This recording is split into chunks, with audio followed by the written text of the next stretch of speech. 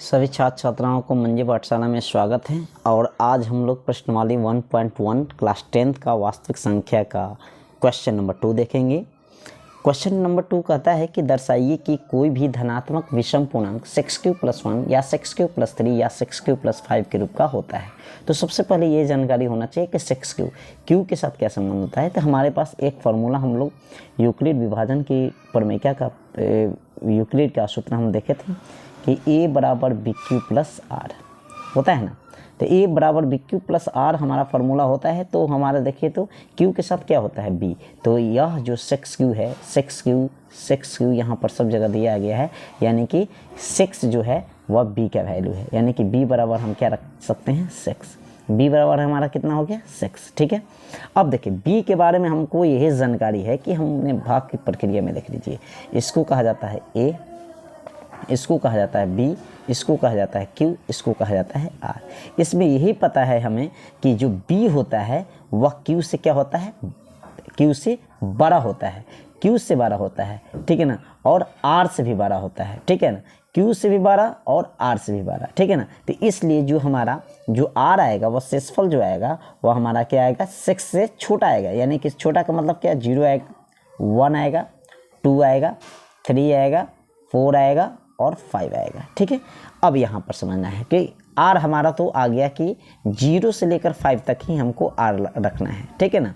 यानी r का मतलब होता है रिमाइंडर यानी शेषफल, ठीक है ना, जो b से छोटा होता है, ठीक है ना, यानी भाजक से छोटा होता है। अब यहाँ पर देखना है कि कह रहा कि कोई भी धनात्मक विषम पूर्णांक कह रहा ना, धनात्मक विषम पूर्णांक कौन कौन पूर्णांक किसे कहते हैं, पूर्णांक हम जिसमें धनात्मक हो, ऋणात्मक हो और 0 हो। अब इसमें करा कि धनात्मक विषम पूर्णांक, विषम होना चाहिए और पूर्णांक होना चाहिए, लेकिन वह धनात्मक होना चाहिए, यानी प्लस वाला होना चाहिए। ठीक है। तो आगे हम लोग बढ़ते हैं। ठीक है। अब आगे बढ़कर हम देखते हैं कि क्या हो रहा है जी। जैसे देखिए हम सबसे प्रथम फर्स्ट चरण में देखते हैं, चरण फर्स्ट करते हैं, चरण फर्स्ट स्टेप फर्स्ट कर सकते हैं, ठीक है ना। r बराबर 0 रखकर हम लोग देखते हैं, r बराबर 0 रखकर किस पर रखेंगे, हमारे पास है 6q प्लस r के स्थान पे क्या रखना है 0। ठीक है। तो देखिए 6q जो है ना, अब q के बारे में जान जाइए 6q। तो q क्या है, q एक पूर्णांक संख्या है, q क्या है पूर्णांक है। अब पूर्णांक भी है लेकिन धनात्मक पूर्णांक है, क्या है धनात्मक पूर्णांक है q। तो देखिए 6 में अगर 1 से गुना करते हैं तो 6 आएगा, 6 में अगर 0 से गुना करते हैं तो 0 आता है, 6 में हम 2 से गुना करते हैं तो 12 आता है। यानी जो रिजल्ट आ रहा, प्रतिफल आ रहा गुना करने पर 6 में, यानी देखिए 6 और q में गुना का संबंध है, ये दोनों में गुना कर रहे हैं तो हमारा क्या प्रतिफल आ रहा है, सम आ रहा है, सम आ रहा है, सम आ रहा है। देखिए 6 गुने 3 यह भी कितना आ गया 18, यानी कि यह भी सम आया, यानी कि यह जो 6q प्लस 6q है वह क्या है सम है, यह सम है, और 0 भी क्या है एक सम है। तो सम को सम के साथ जोड़ेंगे तो सम ही रिजल्ट आएगा, प्रतिफल भी जो आएगा वो क्या होता है सम आता है। तो हमको तो क्वेश्चन में दिखाई पड़ रहा है कि विषम लाना है, तो हम सम की तो बात ही नहीं करेंगे, इसलिए इसको समीकरण फर्स्ट हम नहीं मानेंगे। अब सेकेंड नंबर देखते हैं, चरण स्टेप सेकेंड या चरण सेकेंड कर सकते हैं, ठीक है ना। r बराबर हम क्या रख रहे हैं 1 रखकर हम देखते हैं कि 1 रखकर क्या होता है। तो देखिए 1 रखते हैं तो 6q प्लस 1 हो गया। तो देखिए यह 6q क्या है सम है, और इसमें एक हम जोड़ दिए तो एक क्या है विषम है, जो 2 से पूरा नहीं करता है उसे हम विषम संख्या कहते हैं। तो 6q प्लस 1 इसको हम समीकरण फर्स्ट मान लेंगे कि यह, क्योंकि इसका जो रिजल्ट भी आ रहा है वो क्या आएगा विषम आएगा, रिजल्ट भी आएगा, जोड़ने पर भी यह इसका रिजल्ट क्या आएगा विषम आएगा, इसलिए इसको समीकरण फर्स्ट कर देते हैं। ठीक है। अब चरण थर्ड चलते हैं।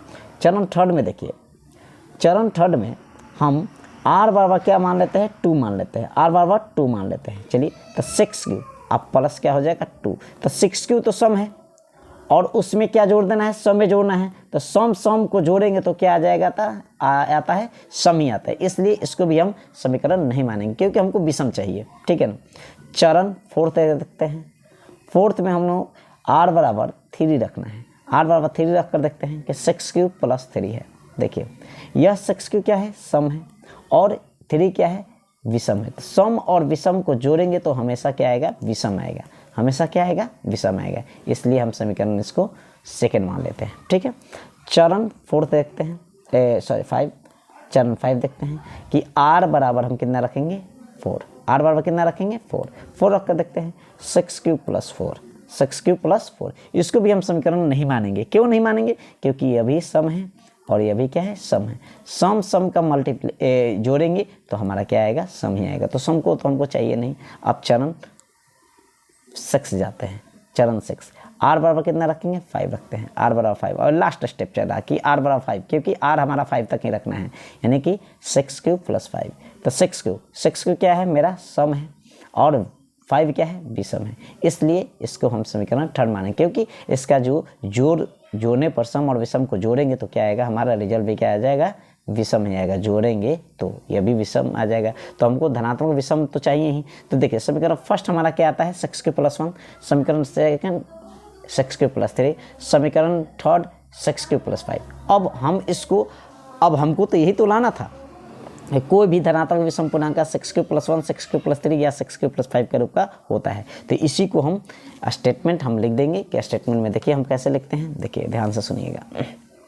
यहाँ पर लिख देंगे कि अतः समीकरण फर्स्ट सेकेंड तथा थर्ड से स्पष्ट होता है कि किसी भी धनात्मक विषम पूर्णांक का रूप 6 प्लस 1 6 प्लस 3 तथा 6 प्लस 5 के रूप का होता है। यही हमको साबित करना था, हम प्रूफ कर दिए, साबित कर चुके हैं। ठीक है, हम गेस करते हैं कि आप लोग को यह मैथ बहुत ही अच्छा से समझ में आया होगा।